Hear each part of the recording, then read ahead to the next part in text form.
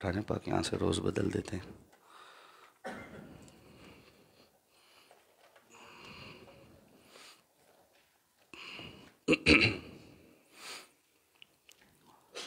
السلام علیکم ورحمۃ اللہ وبرکاتہ.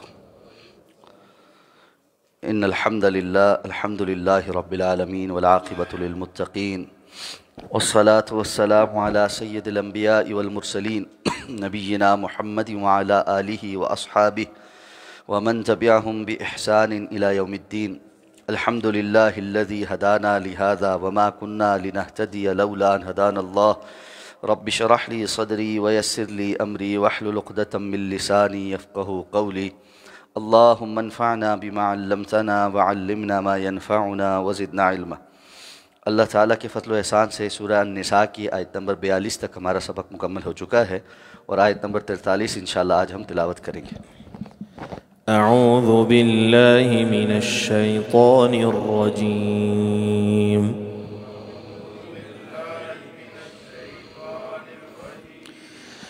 بسم اللہ الرحمن الرحیم.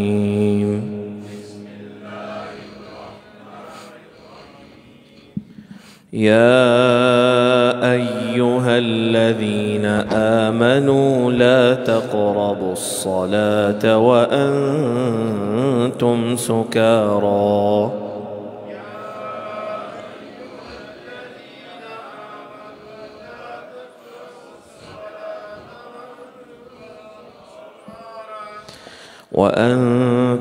سكارى حتى تعلموا ما تقولون ولا جنبا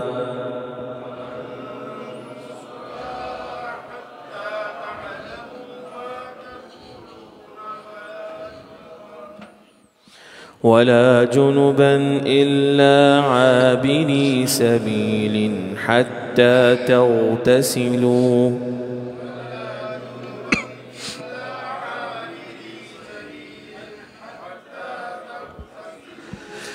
وَإِن كُنتم مرضى أو على سفر أو جاء أحد منكم من الغائط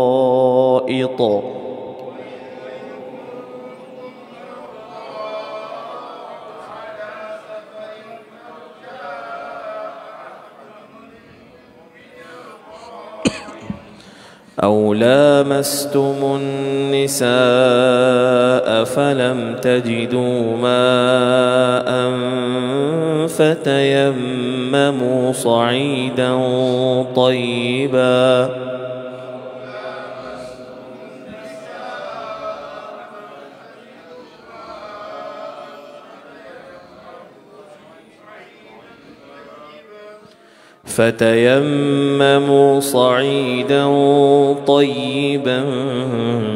فامسحوا بوجوهكم وأيديكم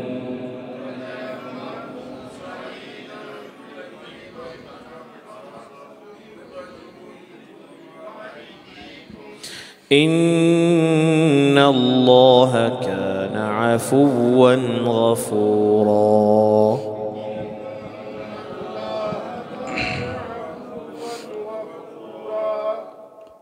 یا ایہا الذین آمنوا اے ایمان والو لا تقربوا الصلاة نہ تم نماز کے قریب جاؤ وانتم سکارا جبکہ تم نشے کی حالت میں ہو حتی تعلموا یہاں تک کہ تم جان لو ما تقولون جو تم کہہ رہے ہو ولا جنبا اور نہ ہی اس حالت میں کہ تم جنبی ہو الا عابری سبیل سوائے اس کے کہ تم رستے کو گزرنے والے ہو حتیٰ تغتسلوا یہاں تک کہ تم غسل کر لو وَإِن كُنتُم مَرْضَىٰ اور اگر تم بیمار ہو او علی سفر یا کسی سفر پہ ہو او جاء احد منکم من الغائط یا تم میں سے کوئی قضائے حاجت سے آیا ہو او لامستم النساء یا تم نے عورتوں سے مباشرت کی ہو فلم تجدوا ماء تو پس تم پانی نہ پاؤ فتیمموا صعیدا طیبا تو پس تیمم کرو پاک مٹی کے ساتھ فامسحوا بوجوہکم وایدیکم تو پس اس سے چھو لو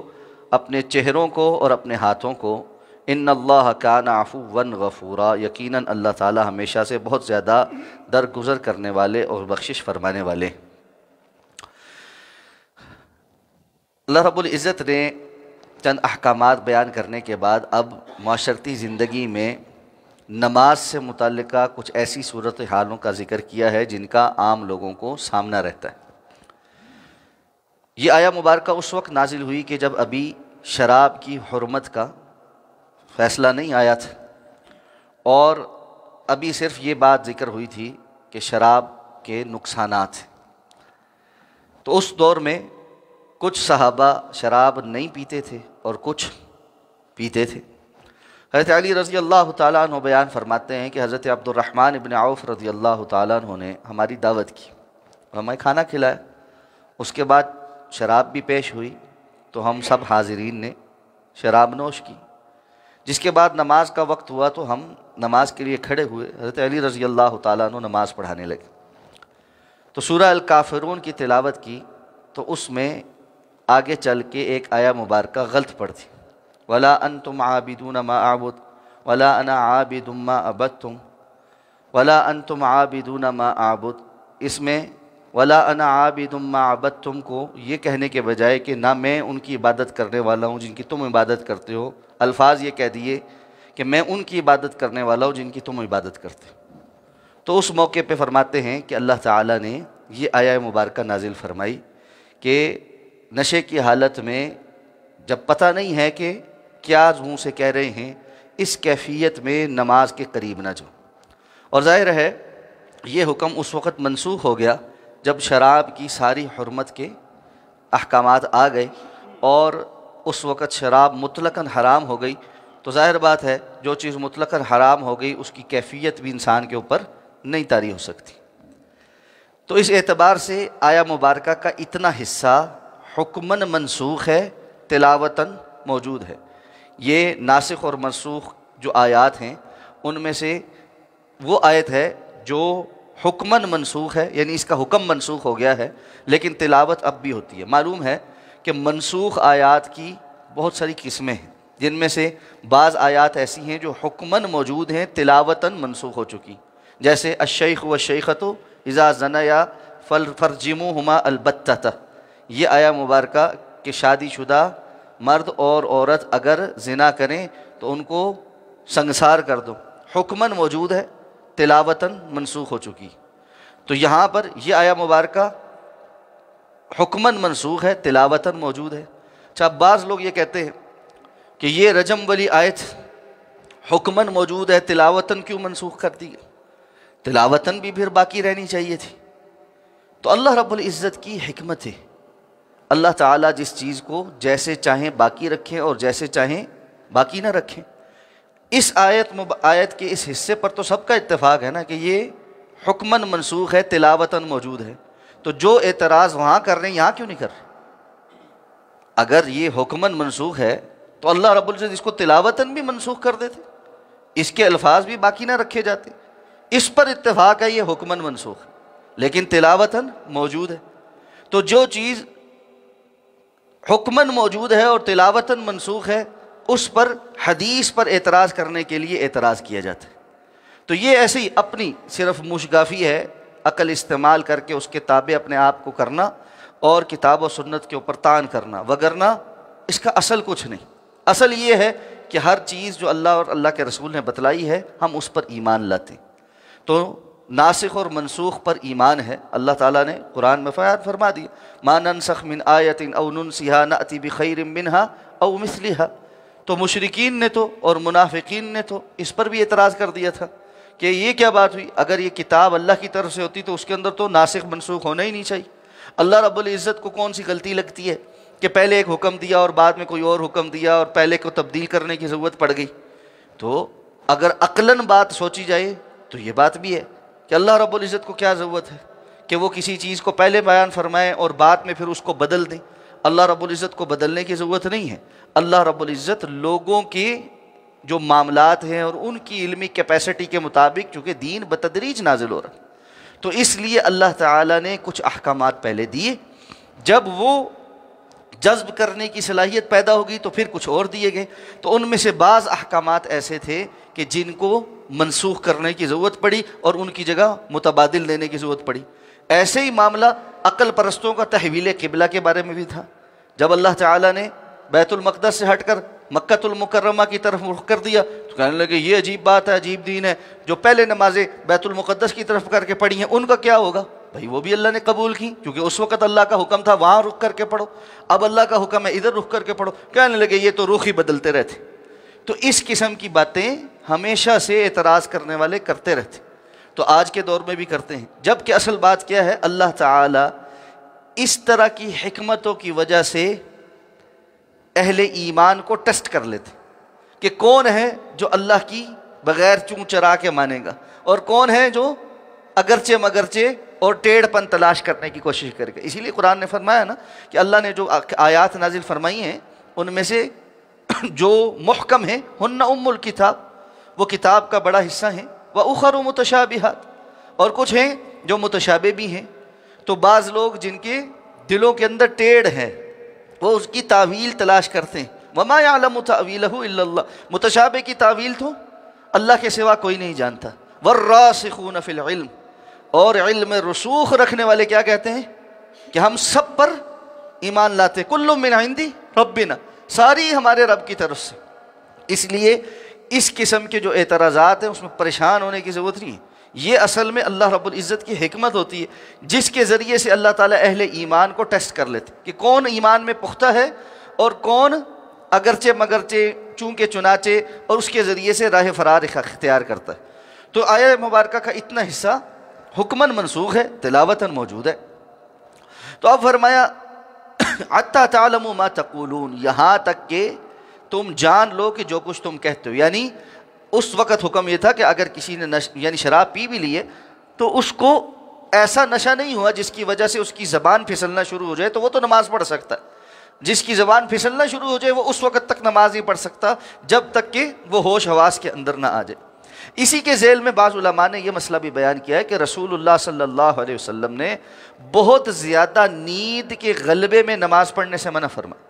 ایسا نیند کا غلبہ جس میں انسان کو پتہ نہ چلے کہ وہ کیا پڑھ رہا ہے اور کیا بول رہا ہے۔ بعض لوگ نفل پڑھنے کے لیے کسی ایسے ٹائم پہ کھڑے ہو جاتے ہیں جہاں ان کو پتہ ہی نہیں چلتا کہ کیا بول رہے ہیں کیا کر رہے ہیں، تو اس کے نتیجے کے اندر یہ درست طریقہ کار نہیں ہے کہ انسان کھڑا ہے اور اس کو یہی نہیں معلوم کہ وہ اللہ رب العزت کے سامنے کیا پڑھ رہا ہے۔ اچھا، اسی طرح اسی کے ذیل میں ایک اہم بات یہ ہے کہ بندہ شراب کے نشے میں بھی نہیں، نیند کے غلبے میں بھی نہیں، لیکن نماز کے لیے کھڑا ہے اور کاموں کے ایسے نشے میں ہے کہ اس کو کوئی پتہ نہیں کیا پڑھ رہا ہے اور کیا نہیں پڑھ رہا۔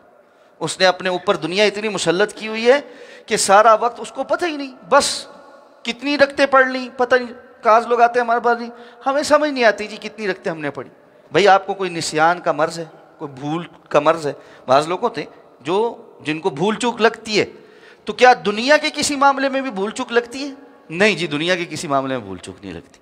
دنیا میں سب یاد رہتا ہے، ہاں جی دنیا میں سب یاد رہتا ہے۔ کبھی کسی سے پیسے لینے ہوں وہ بھی بھولے؟ نہیں جی، وہ کبھی نہیں بھولے۔ اللہ کے سامنے کھڑے ہو کے بس یہ نہیں یاد رہتا کہ رکھتے کون سی چل رہی۔ یہ کیا بات ہے؟ یا تو اگر مرض ہے تو پھر باقی چیزوں میں بھی ہوتا ہوگا، ٹھیک ہے سمجھ آتی، لیکن صرف نماز کے ٹائم وجہ کیا ہے؟ وہ ایسے نشے میں ہے کہ جس میں اس کو کوئی پتہ نہیں کہ وہ کیا پڑھ رہا ہے کیا بول رہا ہے۔ نماز کا ایک رٹا لگایا ہے، بچپن سے آج تک وہ پڑھ رہا ہے، معنی کا بھی نہیں پتہ۔ میں سبحان ربی العظیم سبحان ربی العظیم کیا کہہ رہا ہوں پتہ نہیں، سبحان ربی الاعلیٰ سبحان ربی الاعلیٰ سپیڈ لگی ہے کیا کہہ رہا ہوں کوئی پتہ نہیں، اللہ اکبر سمع اللہ لمن حمدہ کیا کہہ رہا ہوں کوئی پتہ نہیں ہے۔ یہ بھی نماز نہیں، یہ نماز کا چور ہے اور یہ بدترین چوری۔ تو فرمایا یہ نہ کرو، ولا جنبا الا عابری سبیل، اور نہ ہی اس حالت میں کہ تم جنبی ہو اور تم نماز پڑھو۔ ظاہر بات ہے جنابت کی حالت میں نماز نہیں ہوتی، اور جنابت کی حالت دو وجوہات کی بنا پر ہو سکتی ہے، احتلام کی بنا پر یا ازدواجی تعلق کی بنا پر، سوائے یہ کہ تم رستے کو گزرنے والے ہو۔ رستے کو گزرنے والے ہو کو کیا معنی ہے؟ یہاں پر معنی یہ ہے کہ اس دور میں حضرات صحابہ کرام رضوان اللہ تعالیٰ علیہم اجمعین میں سے بہت ساروں کے گھر کے جو دروازے تھے وہ مسجد نبوی کی طرف کے اندر کھلتے تھے۔ رسول اللہ صلی اللہ علیہ وسلم نے بعد میں تمام دروازے بند کرنے کا حکم دے دیا تھا سوائے حضرت ابوبکر صدیق رضی اللہ تعالیٰ عنہ کے گھر کے دروازے کے، اور وہ دروازہ آج بھی مسجد نبوی کے اندر اسی جگہ پر موجود۔ تو چونکہ صحابہ کرام کے گھروں کے دروازے مسجد کی طرف کھلتے تھے تو ان کو وہاں سے گزرنا پڑتا تھا۔ اب حالت جنابت میں مسجد آنے کی اجازت نہیں، تو اللہ رب العزت نے اتنی اجازت دی کہ کوئی بندہ اگر رستہ گزرنا چاہتا ہے تو حالت جنابت میں وہ مسجد کے اندر سے یا نماز کی جگہ سے گزر سکتا ہے۔ ہاں وہاں بیٹھ نہیں سکتا، وہاں لیٹ نہیں سکتا، یا کوئی اور عبادت ظاہر بات ہے چونکہ وہ جنابت کی حالت میں ہے نہیں کر سکتا، حتیٰ تغتسل، یہاں تک کہ تم غسل کر۔ اور پھر فرمایا کہ غسل کے اندر تخفیف کیا ہے کہ اگر تم مریض ہو یا سفر پہ ہو، یا پھر تم میں سے کوئی حاجت سے قضاء حاجت سے ہو کر آیا ہے، یا پھر یہ کہ تم نے عورتوں کو چھوا ہے۔ اب یہاں پہ لامستم یہ ایک کنایہ ہے، چھونے کا معنی بمعنی ازدواجی تعلق قائم کرنا، کہ اس سے ہی جنابت ہوتی ہے، وگرنہ عام طور پر چھونے سے اس کا حکم نہیں۔ ظاہری منہج کے کچھ لوگ، کچھ فقہا کے نزدیک اس آیت کی اس لفظ کی وجہ سے وہ یہ کہتے ہیں جی اگر کسی نے اپنی بیوی کو ایسے چھو بھی لیا تب بھی اس کا جو ہے وہ جو ہے نا غسل واجب ہو گیا اس کے اوپر، جبکہ یہ بات درست نہیں۔ اور بعض یہ کہتے ہیں کہ چونکہ اوپر قضاء حاجت کا ذکر بھی ہے تو کم از کم اس کے اوپر وضو واجب ہو گیا، جبکہ یہ بھی درست نہیں، کیونکہ رسول اللہ صلی اللہ علیہ وسلم کی واضح عمل ملتا ہے۔ ماں جی ام المومنین حضرت عائشہ صدیقہ رضی اللہ تعالیٰ عنہ کی دو روایات ہیں، فرماتی ہے کہ اللہ کے رسول صلی اللہ علیہ وسلم رات کی نماز پڑھتے تھے اور میں ایسے لیٹی ہوتی تھی، تو چونکہ حجرے میں جگہ تھوڑی ہوتی تھی، تو آپ صلی اللہ علیہ وسلم جب نماز کے قیام کے لیے کھڑے ہوتے تو ماں جی کا قدم جو ہے وہ سامنے ہوتے، اور جب آپ صلی اللہ علیہ وسلم سجدے میں جانے لگتے تو ایسے ہاتھ سے چھو کر اشارہ کرتے تو وہ اپنے قدم سمیٹ لیتی، چونکہ ظاہر بات ہے اندھیرا ہوتا تھا، ایسے نہیں کہ بندہ دیکھ رہا ہو، اور ویسے بھی جو بندہ یعنی سویا ہوا ہے یا لیٹا ہوا ہے کم از کم آدھی نیند کی کیفیت میں، غنودگی میں، تو آپ صلی اللہ علیہ وسلم ایسے ان کے قدموں کو ہاتھ لگاتے اور وہ اپنے قدم سمیٹ لیتی، آپ صلی اللہ علیہ وسلم سجدہ کرتے، اور پھر جب قیام کے لیے کھڑے ہوتے پھر وہ اپنی ٹانگیں سیدھی کر لیتی۔ تو اس دوران نماز کے دوران آپ صلی اللہ علیہ وسلم کو چھوتے تھے اور آپ نے وضو نہیں کیا، تو اس سے پتہ چلا کہ صرف چھونے سے وضو نہیں ٹوٹتا۔ اور یہاں تک کہ صراحت بھی ہے کہ ماں جی فرماتی کہ اللہ کے رسول صلی اللہ علیہ وسلم روزے کی حالت میں بوسہ لے کر مسجد چلے جاتے اور نماز پڑھاتے تھے، تو اس لیے اس سے پتہ چلا کہ شہوت کے ساتھ چھونے سے بھی وضو یا غسل واجب نہیں ہوتا جب تک کہ نواقض وضو میں سے یا نواقض غسل میں سے کسی چیز کا حدوث نہ ہو جائے۔ تو اب فرمایا اگر تم مریض ہو، مریض کا معنی کیا ہے؟ ایسا مریض جس کو پانی استعمال کرنے کی وجہ سے مرض بڑھ جانے کا اندیشہ ہو، اور صحابہ کرام میں سے بعض کا عمل ملتا ہے کہ سخت سردیوں میں ان میں سے کسی کو اگر احتلام ہو جاتا تو صبح فجر کی نماز وہ تیمم کر کے پڑھ لیتا کہ اتنی سردی میں پانی گرم کرنے کا اور غسل کرنے کا کوئی اہتمام نہیں، اور انتہائی ٹھنڈے پانی سے غسل کرنے کا معنی بیمار ہو جانا ہے۔ تو ایسا شخص جس کو انتہائی ٹھنڈے پانی میں غسل کرنے سے بیماری کا اندیشہ ہو اور کوئی ایسی سبیل بھی نہیں کہ وہ پانی گرم کر سکے یا گیزر وغیرہ کام نہیں کر رہا، تو آج کے دور میں بھی آگے سردی کا موسم آ رہا ہے، نماز قضا کرنے کے بجائے وہ تیمم کر کے نماز ادا کر سکتا ہے۔ اور اسی طرح اگر کوئی سفر پر ہے، اور سفر کا معنی کیا ہوگا کہ سفر میں اگر تو پانی موجود ہے تو پھر تو کوئی مسئلہ نہیں، لیکن اس دور میں عام طور پر ہوتا یہ تھا کہ سفر پر جاتے ہوئے پانی تھوڑا ہوتا تھا جو خورد و نوش کے کام آتا تھا، غسل کرنے کے لیے کفایت نہیں کرتا تھا۔ تو ایسے میں اگر پانی تھوڑا ہے اور غسل اور وضو کے لیے کفایت نہیں کرتا پھر تیمم کیا جائے گا، لیکن اگر بندہ مسافر ہے اور پانی متوفر ہے پھر وہ غسل بھی کرے گا اور وضو بھی کرے گا اور اس کو تیمم کفایت نہیں کرے گا۔ تو فرمایا فلم تجدوا ماء، اور تم پانی نہ پاؤ، فتیمموا صعیدا طیبا، تو تم تیمم کرو پاک مٹی کے ساتھ۔ اس کا طریقہ کیا بتلایا کہ فامسحوا بوجوہکم وایدیکم، اس کے ذریعے سے اپنے چہرے کو اور ہاتھوں کو چھو لو۔ حضرت عمار بن یاسر رضی اللہ تعالیٰ عنہ بیان فرماتے کہ مجھے ایک دفعہ احتلام ہو گیا اور نماز پڑھنے کی ضرورت پڑی، تو میں مٹی میں ایسے پورا نا لوٹ پوٹ ہو، پورا اپنے جسم انہوں نے ایسے لوٹ پوٹ ہو کے مٹی کر لیا کہ میں تیمم کروں، یہ مٹی کا تیمم ہے۔ جب آپ صلی اللہ علیہ وسلم کے پاس پہنچے اور ان کو بات بتائی تو آپ نے فرمایا کہ تمہیں یہ کرنے کی ضرورت نہیں تھی، تمہارے لیے اتنا کافی تھا. پھر آپ نے ایسے زمین پہ پاک مٹی کے اوپر ہاتھ رکھا, اس کو اس طرح ہلکی پھونک ماری یا جھاڑا کہ اس کے جو ذرات ہیں موٹے وہ اتر جائیں. اس کے بعد ایسے چہرے پر پھیرا, اور پھر پہلے دائیں ہاتھ کی پشت پر, پھر بائیں ہاتھ کی پشت پر. بس یہ ایک دفعہ ہی کرنا کافی, یہ ایک دفعہ ہی کرنا کافی ہے. جو رسول اللہ صلی اللہ علیہ وسلم سے صحیح سند کے ساتھ ایک دفعہ یہ عمل کرنا کفایت کر جائے گا. اور یہاں پر بھی اللہ تعالیٰ نے ایک دفعہ کا ہی حکم, فَتَيَمَّمُوا صَعِيدًا طَيِّبًا فَامْسَحُوا بِوُجُوهِكُمْ وَأَيْدِيكُمْ. یہ ایک مرتبہ, لوگ 3 مرتبہ ایسے کرتے ہیں, وہ درست نہیں. تو ایک مرتبہ ایسے کرنے سے انسان کو تیمم غسل کی جگہ بھی کفایت کرتا ہے اور وضو کی جگہ بھی کفایت کرتا ہے, اس وقت تک جب تک کہ پانی میسر نہ آ جائے. ہاں یہ بات ضرور رہنے میں چاہیے, اگر ایک نماز کے بعد بھی پانی میسر نہیں آیا اور دوسری نماز کا وقت آ گیا تو اب پچھلا تیمم اس نماز کے لیے کافی نہیں ہوگا.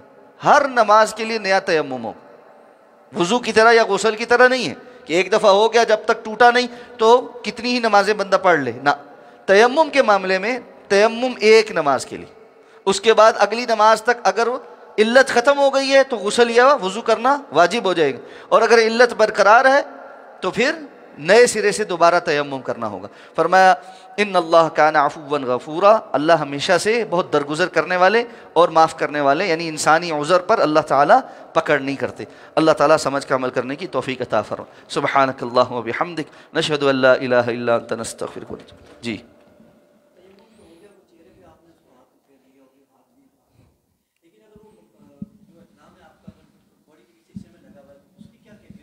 اچھا, اگر تو آپ کے پاس کوئی ایسی چیز ہے جس سے آپ اس کو دھو سکتے ہیں اور آپ اس کو صاف کر سکتے ہیں تو پھر تو واجب ہے اس کو دھونا اور صاف کرنا, یا کپڑے بدل سکتے ہیں تو کپڑے بدلنا.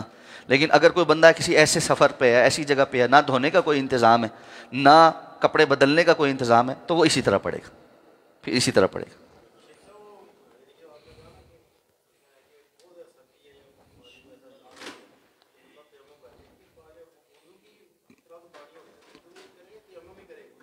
نہیں, اگر تو یہ ہے کہ اس کو وضو سے بھی بیمار ہونے کا خدشہ لاحق ہے تو پھر تو وہ وضو کی جگہ بھی تیمم کرے گا. لیکن اس کو وضو کرنے میں کوئی بیماری نہیں, لیکن غسل کرنے میں بیمار ہونے کا خدشہ لاحق. وضو جلدی ہو جاتا ہے لیکن غسل کر کے اس ٹھنڈ میں, یعنی خاص طور پہ تھوڑی سی اگر کوئی بندہ کمزور ہے تو اس کو غسل کرنے میں یہ ہے کہ جی مجھے سردی لگ جائے گی اور میں بیمار ہو جاؤں گا, یہ بندہ تیمم کر سکتا ہے.